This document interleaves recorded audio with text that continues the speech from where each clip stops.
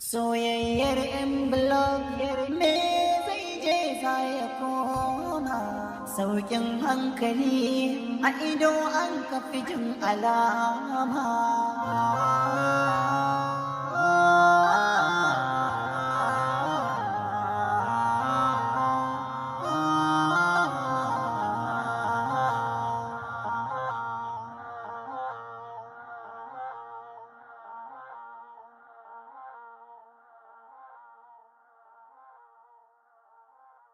Ƙarfin zuciya ba wai ƙarfafan jiki ba, mai bakin faɗa shi kuma ba zai kasa ji ba.